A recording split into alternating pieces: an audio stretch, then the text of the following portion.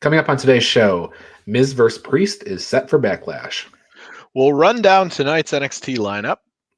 With 8-man tag, main events New Japan Strong. Dates for the next SummerSlam and NXT TakeOver in your house. And AEW goes back on the road as Travis attends the Daily Wrestling News Show Gauntlet and more on this 95th episode of the Daily Wrestling News Show.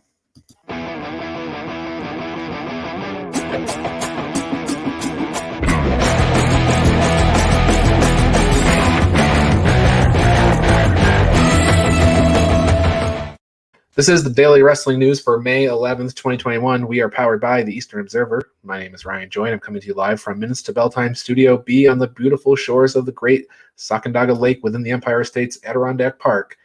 And I'm joined today by Travis Severance. Travis, good morning. Good morning. Great to be here as always. The weather has really started to get a little bit better around here. I might actually put a pair of shorts on after this. We'll see. It's still early. As I left the Sunshine State and came north for the Empire State, I had to tell everybody that I no longer wear pants, sleeves, or socks. So it's good you're making the visit now and not in December. Correct. So as mentioned in the cold open, the lead story today is that AEW is going back on the road. They've announced dates for July 7th, 14th, and 21st. I will say that going back on the road is somewhat disingenuous when they're going to another venue in Florida and then they're going to Texas. That's what they meant. Yeah, I think maybe they want to kind of warm up the ring crew and warm up everybody to sort of traveling again. I think when the pandemic started and watching the way that AEW and WWE kind of handled things in sort of different ways, I would have been surprised to know that AEW announced they were first going on the road. But we see, a couple of dates in a couple of states that are a little looser with their regulations and stuff now. So I'm excited. Like, give me some live fans in the stands and stuff. Let me get a hot Dynamite. Their numbers have been great since the move and stuff. So I'm encouraged by this and hopeful. Right. It is Miami, and then Austin and Dallas are the territories that they're headed to. So South Florida, as opposed to Jacksonville, is North Florida. So that's about a 5-hour difference. Sure. So it is quite a ways away from home. It's not like all the people that were going to Jacksonville are driving to Miami to watch Dynamite. So it is a different market. Yeah, I'm a little jealous. My two friends from that own Pandasaurus Games, Nathan and Molly, they are in the Texas area. Actually, we ran into them at Revolution on the way out, if you remember, when we were getting our Moxley shirts. I'm positive that one or the other of them or both of them will be able to attend both of those shows. So I'm a little bit jealous because usually I get the jump on him. He asked if I was at Blood and Guts. I said if my cousin was still in Florida, I would have been. So right, yeah. So with that said, we might as well kick right into the Dynamite card for this week. They're back in Jacksonville, so we start with the Young Bucks versus SCU in a World Tag Team Championship, possibly Christopher Daniels' last match. Yeah, interesting match. Obviously, we saw Bucks versus SCU, but not this iteration. And I don't think we've ever seen Christopher Daniels, Frankie Kazarian versus the Young Bucks since AEW is gone. And we've seen him in some mixed matches and stuff like that, but it's always been Scorpio Sky and Frankie Kazarian. So this is kind of a first, which is weird to say. I don't see the Bucks losing this match based on the way that things go. SCU breakup, I'm not sure what that means. Well, it's I think it's not only a breakup, but it's also Christopher Daniels is hanging it up. But the thing is, like, is this the time where they trot out the disqualification that they never use? Is this the time that they do that so that they can save Christopher Daniels from having to eat a loss here? I think it really depends. I don't know. I haven't seen anything from Christopher Daniels. I'm not sure what his next move would be. I'm not sure if that means you fold him into something else. He does talent relations for them. Yeah. So. I mean, I don't know. And then that puts you Frankie Kazarian back on a singles path, or it's the end of SCU, which this incarnation is definitely, I think, a little bit weaker, not as far as psychology goes in the ring, but certainly physically, it's very different. Christopher Daniels from Scorpio Sky, and Scorpio Sky is obviously in a very different direction now. So right, they don't have the buzz that Sky and Kazarian had when they first started. or even the buzz that Daniels and Kazarian had when they were in Ring of Honor.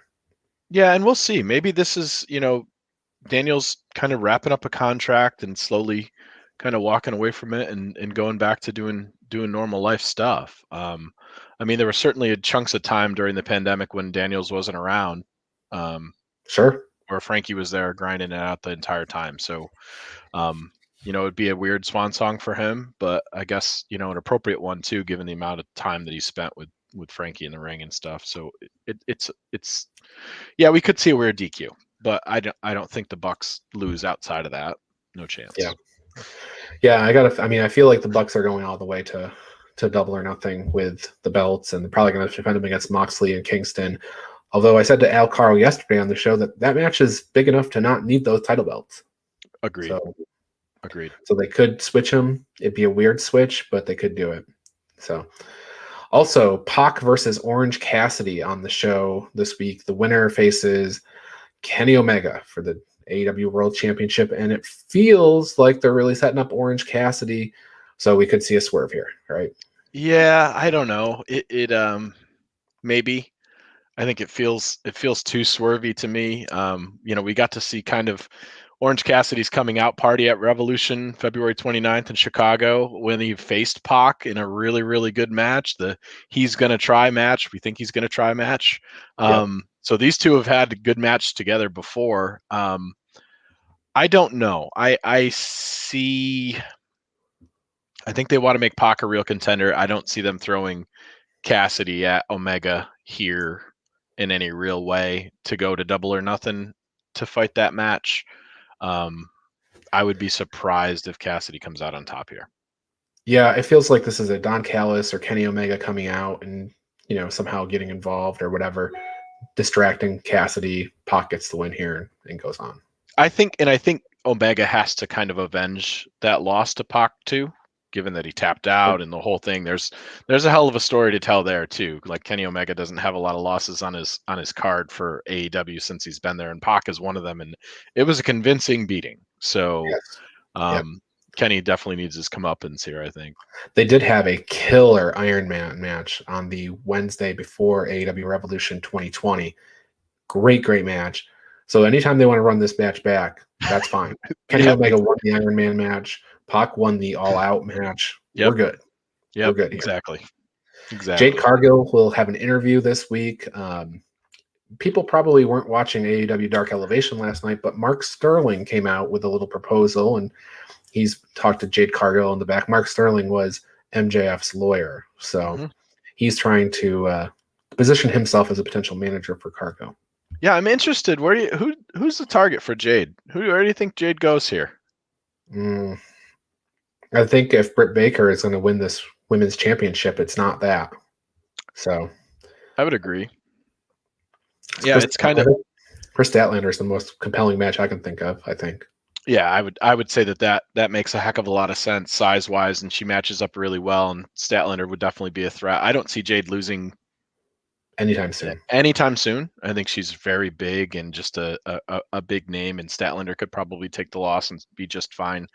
I don't know. It's interesting, right? Like, watching the Macho Man AEW thing and going back and flashing back to like him being the free agent and having the moment where all the managers kind of came out to the ring after Macho's big win, and then he introduced Elizabeth as his manager with Heenan and Blassie and all the guys in the ring. I could see them hearkening back to similar moment with Jade here, maybe with some heel managers or something like that coming out to try to woo her, and her calling somebody from the back would be kind of a cool callback moment if we see something like that. So it would be interesting for sure. Hey, maybe it'll be Christopher Daniels. Could be. He's available, or maybe available. Maybe available. He may become available. This could be his second act. I'd rather see Thea Trinidad, but I'm biased that way, so we'll see. Cody Rhodes is supposed to announce his Double or Nothing plans. This is interesting too, because there's really nobody for him. Yeah, there isn't anybody for him. In the MJF Facebook page, which isn't run by MJF, but an MJF fan, announced that the announcement was going to be a live tattoo removal at Double or Nothing for Cody Rhodes on his neck tattoo, and I thought that was very clever. And I would certainly be up for that. Hopes it's a new action figure. That's So, right. There's a lot of people taking shots at Cody's announcement.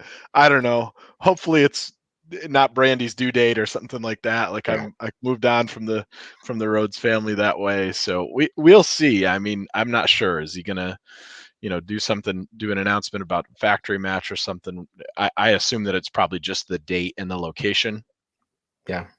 It's his Double or Nothing plan. So maybe I think last time he was in the Face of the Revolution ladder match, and they haven't announced a battle royal or anything like that. So maybe it'll be that. Yeah, usually this is Casino Battle Royale time, right? Like usually we'll see something like that. So, and I like those matches. I just hope they flesh it out a little bit better this time. Yeah, they do a good job with them. I think they did. I mean, they kept that Eddie Kingston Lance Archer thing going forever last year, with Kingston claiming he wasn't getting eliminated and stuff, and all the storylines that feed off each other, and they get you hyped about matches that you can see later. And I They do a think better job. every time there's a surprise too, which obviously everybody looks forward to that as well. They usually bring somebody in that way. So I hope that's part of this one for sure. And then Miro versus Darby Allin for TNT Championship. Boy, does this feel like the biggest threat to Darby's title. They're both undefeated. I think Miro's 4-0. Darby's, I think, 8-0 at this point in 2021. So this is interesting to me. Yeah, Darby tweeted out some pretty heavy sass at Miro too. Like, oh, I heard you're this hot free agent. You came out here to be a best man and talk about video games. Like, I'm not worried about you at all. But I don't know. I feel like, and I've said this a couple of times during this open challenge, but like him with his shoulder and being thrown down the stairs and stuff like that, and with the Scorpio Sky, Ethan Page stuff from last week, you can set it up as he was hurt. If he comes out taped, I don't know. I think Miro's got a real shot here. If you put the TNT title on Miro, boy, good luck. Like you're gonna bring a house because he looks great. Like this is what happens when the man who doesn't mind dying meets the man who doesn't mind killing him. Basically, I think was the line from 100%. Great line. Great line. It was. And then Yuji Nagata versus Jon Moxley for the IWGP United States Championship. I think this is the show opener. You think so? God, yeah. Where do we go with the main then? Darby and Miro. If there's a title change, it'll be the main, I think. I agree. That's probably true. Man, this thing got heated up on Strong last week with the Nagata stood tall too. Closing the show, and Nagata with the Nagata Lock 2 on Moxley in the middle of New Japan Strong ring. Man. And Nagata shot on him quite a bit. So the match is a lot more exciting to me now than it was a couple of weeks ago when it was announced. I don't see Yuji Nagata becoming the first Japanese U.S. Heavyweight Championship title holder, but this should be a nice, strong, hard-hitting match. And we'll see what happens. I don't know if it's going to be just straight up or if we're going to see some nonsense and shenanigans, but they're both hard hitters. They like to wrestle strong style, so it should be good. If it's the show opener, that's going to be a hot hour one for sure. The best Nagata matches are when he stands there and throws fists. Yep. Those are the best ones, and that's why he had a great match with Suzuki. Oh, Moxley had a great match with Suzuki, so hopefully that's the style of match, and it'll be a completely different style than we see on Dynamite regularly. Usually we see, people think of Dynamite, they think of the Bucks running around and jumping and stuff like that. This is a different style. Yeah, no, this is going to be a straight standard Japanese wrestling style match. They'll use we're not a clothesline DDT, but those are the moves I'm looking for in this match. You're going to see a suplex, but that's probably about as technical as you get other than punches and holds for sure. Yeah. All right, well, we have a whole bunch more news to get into, and we'll get into that. So, but first, let me just bring you into some history here. In 1985, WWF aired the first ever Saturday night main event on NBC, drawing an 8.8 rating. Think about all this wrestling, add those shows, all those wrestling shows for the week up, and you can't even get close to 8.8 these days. I guess that's an okay viewership. And in 1953, weird one, New York State Athletic Commission lifted a ban on tag team wrestling. I don't know the backstory there, but that sounds like something I'm going to look into later. So, yeah, government overreach at its finest, I guess.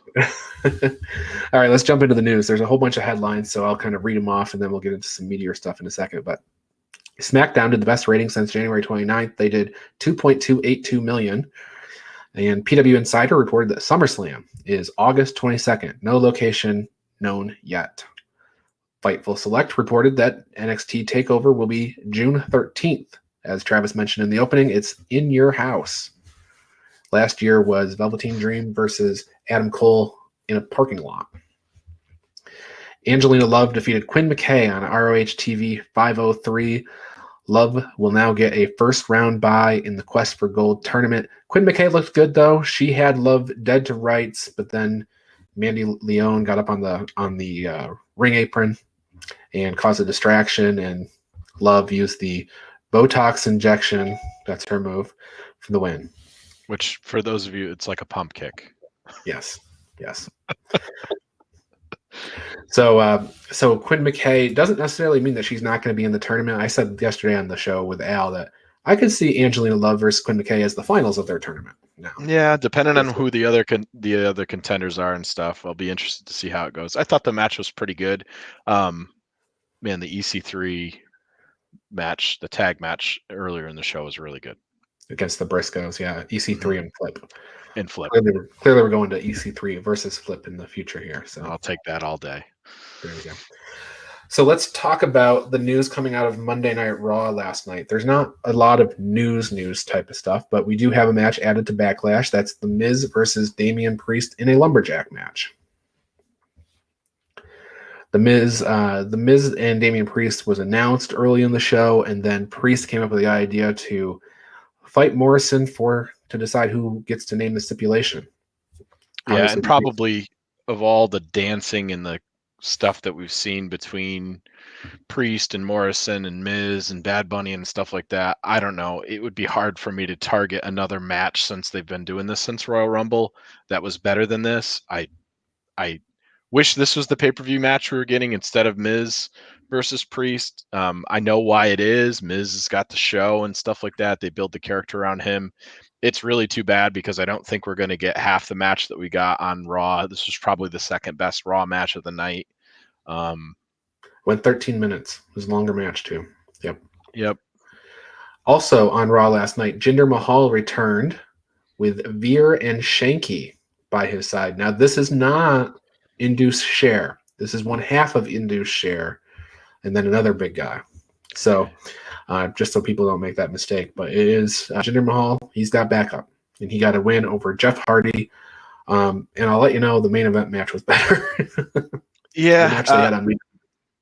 And I don't mind Mahal coming out with the two of them. I wish they looked a little bit more cohesive or a little less sloppy. Like I thought they could have put them in a better, like some sort of a better package or presentation to make them look like more of a force. Like, I don't know. They didn't do a great job of explaining a lot of the story. Jinder Mahal's back. Good. I enjoy that. But like, flesh out who these other guys are and what's going on and stuff. And I don't know. The unannounced team bothers me anyway. But yeah, this match did not look as good as the main event match, which is too bad. But Mahal won with a Colossus, and that was pretty much that. So 3.5 minute match, short one. So, And then the other news is Humberto Carrillo appeared to be injured at the end of his match with Sheamus on this. That led to a ref stoppage because he did appear to be injured. PW Insider later reported that he's okay. So that match finished with Sheamus winning in 9 minutes due to referee stoppage. So that was that. The other stuff on the card, real quick, so we don't leave anything out. Mandy Rose, Dana Brooke, Asuka defeated Charlotte, Nia, and Shayna, 8:36. Alexa Bliss was on the ramp for that match, so must be one of those people are in her sights. Matt Riddle, Randy Orton, and the New Day defeated Elias, Riker, Amos, and Styles. Randy Orton did give the New Day each a RKO for their troubles at the end. Which was needed. Yeah, I mean, Randy Orton is not... He's happy to team with Riddle for the business end of it, but he's not into any of the backstage shenanigans. He said you think that's fun when talking about tomatoes and stuff.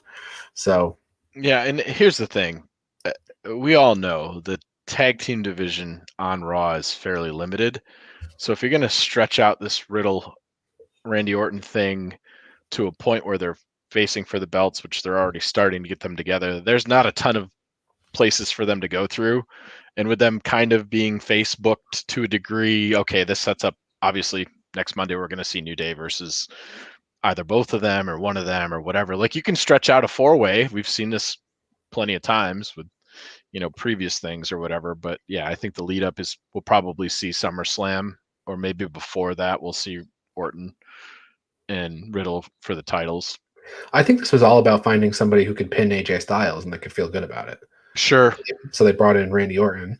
And so eventually Randy Orton and Matt Riddle will win the titles, and then later down the road they'll lose the titles and implode. You have 6 months of booking here, but we've called it right now. So we know how this is going. Yeah. And I mean, I'm fine with it. Like, I feel bad. Like, Randy obviously thinks Riddle's kind of a clown, but if you watched him this week coming out, and he knows where the cameras are because the guy's been doing this forever. He turned his back to the camera because he's looking at Riddle being a goof in the ring, and he's trying not to break character on TV. Like, I know he's got to be smirking or whatever, looking out towards the monitors, and then he's trying to recompose himself to come back around because he knows that the money is all in his face. He even talked about it in the Austin interview. So he's not turning his back on purpose. He's turning his back so that he doesn't break the kayfabe of having to try to be serious when he's looking at this lunatic hopping around and singing his song in the ring. Shelton Benjamin and Cedric Alexander had a match. Shelton won that by far the best match of the show by a margin. Rhea Ripley got a win over Asuka. Damian Priest over John Morrison, and Drew McIntyre defeated Bobby Lashley by disqualification at the end of the show. Strowman power slammed everybody multiple times, and that was that. Yeah. I mean, is anybody really compelled to see Braun Strowman hold that championship belt again? Like, is he a compelling character? In fairness, he's never won this one. He won the Universal Championship, but fair enough. I don't think anybody's really pulling for that or asking for that, but we'll see. I mean, I don't know. It's a weak main. Yeah, for sure. If you look at coming off of Mania, you look at the way the women's division championship was booked and the way the men's championship division, they're like mirror images of each other. The writing is two triple threats where the third person kind of wedged in, similar to how everybody felt about the triple threat at WrestleMania. So correct. It's kind of a history repeating itself a little bit. Now, here's an interesting tidbit. The Wrestling Observer reported that the Velveteen Dream was backstage at Raw. Don't know why, don't know what that was going on with that, but he was there, I guess. He has not been on television or being used on NXT in a long time. So that would be interesting. Yep. It's something new. Now, on the subject of NXT tonight, we've got a 4-match card, and it's a very good card. I think it's one of the better cards I've seen in a while for NXT. Raquel versus Mercedes, Escobar versus Kushida, Karrion Kross versus Austin Theory, and Killian Dane versus Alexander Wolf. So using people up and down, the roster. But the 2 title matches I think are very strong. They're probably the bookends of the show, like we often see. I think Raquel is probably pretty easily going to win. I don't say easily win, but I think this is her match. So I would agree with that. And then the announcer gets to do the rare call and gets to say 3 falls. Yeah, that's true for the Escobar and Kushida match. Yeah, so I think that's going to go pretty long, right? Unless you get a cheeky win in the middle of that. I don't know. I thought usually I think these are booked like 1 and 1, and then there's a third. But like I feel like the last time they did a rounds match, there was like only like it just the one guy just ran through the other guy, and that was the end of it. I'm like, oh, we're gonna get like 25 minutes of wrestling here, and I think it was done in 15 or whatever. Maybe it was the first time they did a rounds. Well, in regards to this Escobar and Kushida match, I wrote on minutesbelltime.com that I thought it was actually kind of weakened a little bit by being 2 out of 3 falls, because if they go only 12 minutes or something with this, that's too much for one match. Because you figure Kushida's going to get pinned, Escobar's going to get disqualified, and then you got a third fall to decide it. I think that you need 25 minutes for that. Otherwise, it's going to feel like really choppy. A lot of starts and stops in a short period of time. So if they don't go 25-30 on this, then I think we're worried about a bad match. But if they go 25-30, I think it'll be a good match. So I agree with that, and I think it does give them, in a weird way, it gives you the ability to do and I don't know if they're thinking about this or this is part of the foresight, but a pin gives you a natural segue to go to, or a pin or a conclusion of a match lets you go right into commercial. And then you Yes. come back and the next fall is going. And if they time it that way, from a production standpoint, it makes a ton of sense to me. I hope we see that. Gosh, Kushida Escobar for 25, 30. Sign me up. I'm good. Yeah, I think that'll be, and unlike the Karrion Kross versus Austin Theory match, which I think should be over in about 35 4 seconds. seconds. Yeah, that doesn't need to be very long. I like Austin Theory. I think Austin Theory is going to be fantastic. He's a young kid, 23 years old, phenomenal talent. Karrion Kross. Karrion Kross, yeah, I think, let's spend the time on his entrance. Let's get that right. We'll take maybe that's how the show actually opens, with Kross coming to the ring. And what are you doing going with Austin Theory? Why are you bothering Scarlett? Like, just stay away. Dude, bother like literally anybody else. He was just trying to confirm whether the nails were real. Not a smart move. And then Killian Dane versus Alexander Wolf in a continuing saga. I'm really interested to see if they're going to pull, fight, and then pull Killian Dane in. Yeah. Or if they fight, and pull Alexander Wolf out of Imperium, or if they just beat Killian Dane down. Yeah, this is cool. This is neat how they built this story around previous relationships and stuff, and they pulled him in. And I was worried about what was going to happen with Dane because he'd kind of cooled off for a little bit there after going through the entrance ramp or whatever he did. So this is interesting. I like it. It's kind of a meta story where you had to be inside the inside to look at it and stuff like that. And NXT does a smart presentation that way, whether it's UK or regular stateside. It's nice to see them doing some callbacks and stuff. And this isn't a clean one. This isn't an easy call. This is a bunch of different directions that they can go, and it's really cool and super interesting. And to me, Alexander Wolf is not the most compelling person on the roster, but them putting this storyline together with these two guys and making this happen, really, really well done. Yeah, it makes it interesting, for sure. Only thing that would make it more interesting is if Eric Young was the special guest referee, which we'll see. I don't think we're going to, but I don't think that'll be happening. No. If he signed with MLW, maybe, but yeah, that's right. Okay, well, we know he's at Impact. It's time for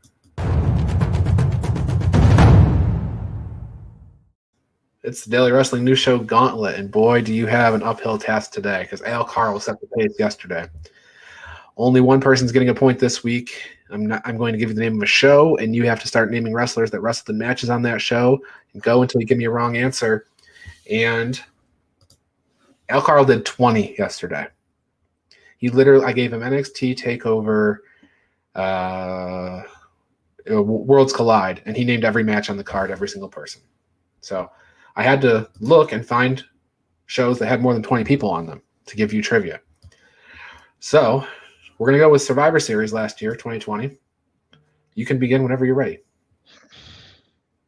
Randy Orton. Randy Orton.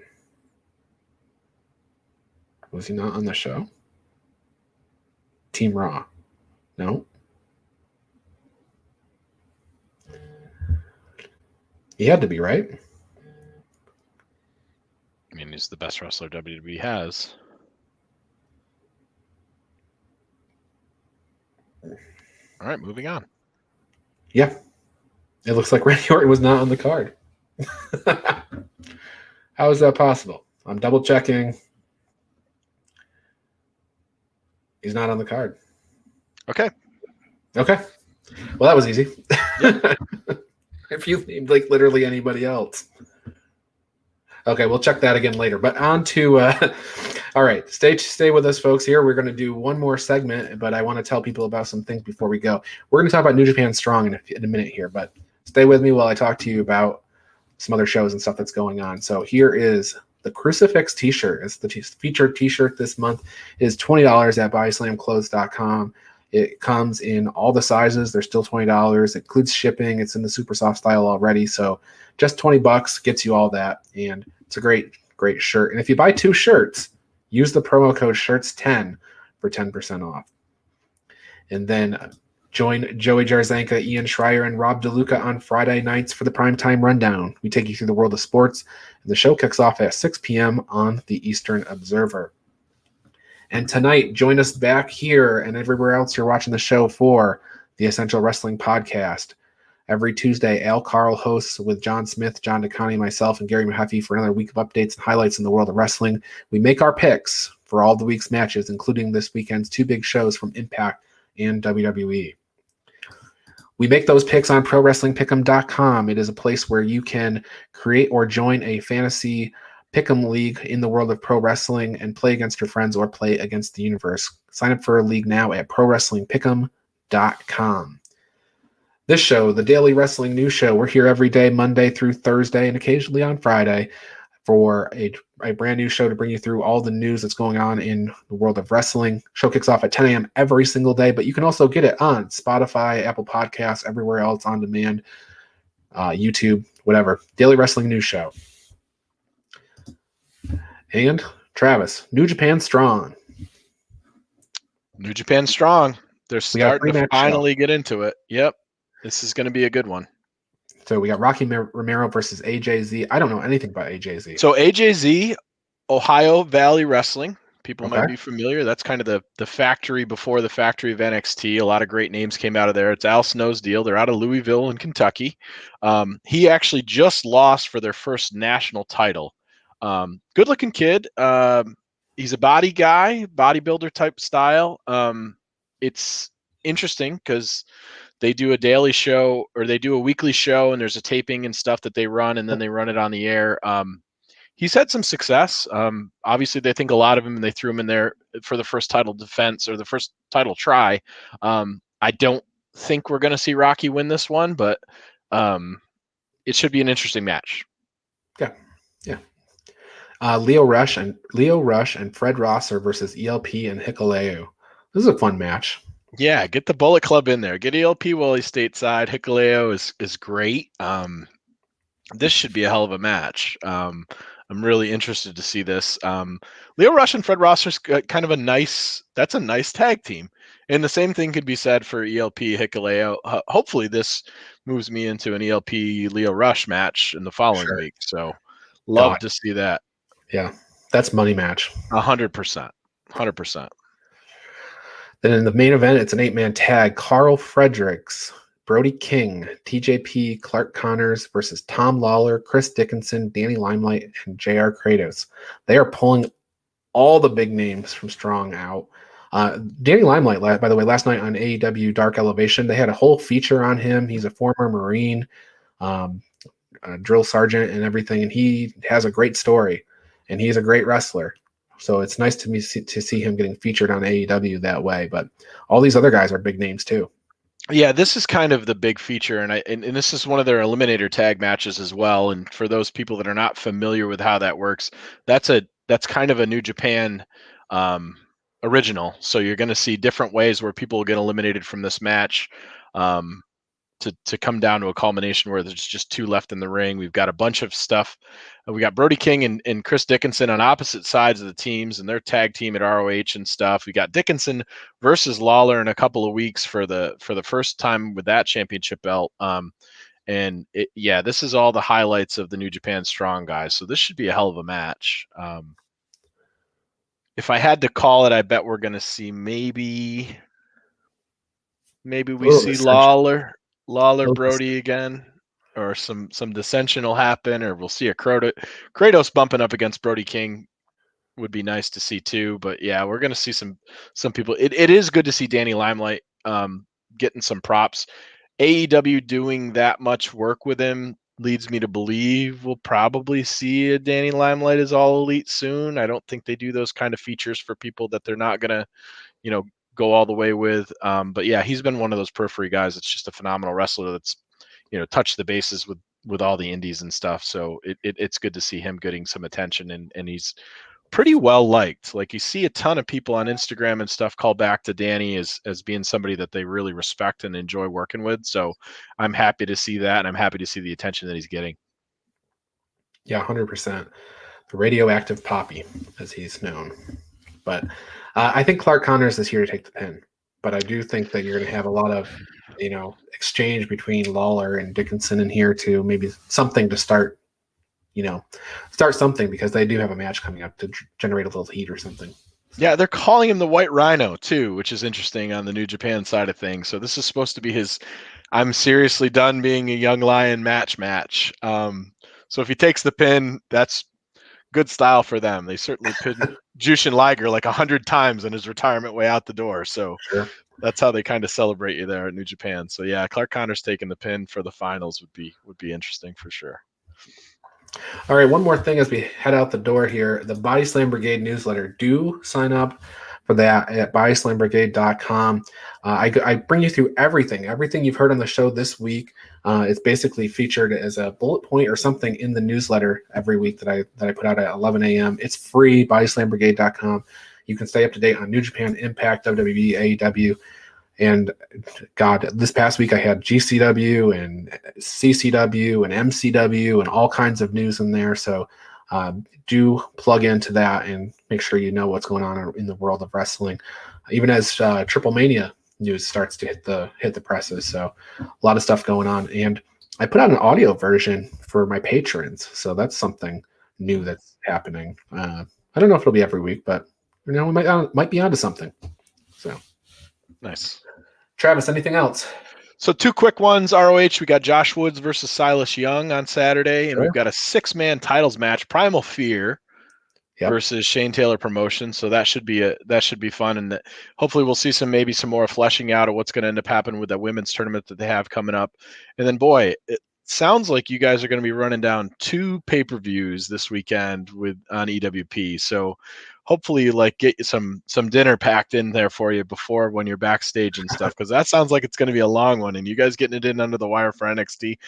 Good luck with all that coverage. Yeah, that's right. It's going to be a long show tonight, but we'll do our best. I'll keep my picks brief. There you go. The thing is about the Impact show is that we actually don't know all the matches yet. We know Josh Alexander is going to defend against one of 6 people. So it's going to be kind of hard to pick that on the show. Yeah, rough. And then we know Deonna Purrazzo is going to defend against Havoc or Rosemary. I'll pick Deonna. But I think they've got like 6 matches announced. But yeah, those Impact pay-per-views, massive cards a lot of times. Usually 8 or 9 matches. Yeah. Definitely worth your money. Yeah, there's a couple more besides what's on their website, so that they're going to add this week. I'm sure they'll announce. So. Yeah. All right. Well, man, I'm going to double check that Randy Orton guest you had on the Survivor Series, and we'll update people in post, I guess. So, I knew he wasn't. All right. I knew he wasn't there. Oh, okay, fair. All right. We'll see you next time, guys. Thank you very much for watching. And where's the outro music? I don't know. Here we go.